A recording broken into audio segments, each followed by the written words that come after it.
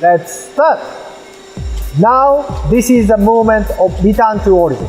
So left one without ChronoCut, left with ChronoCut. So it's super lean return to origin movement by ChronoCut. It's high speed. So we count 10 times on this movement. So 6-second gap between left and right. It's a big effect.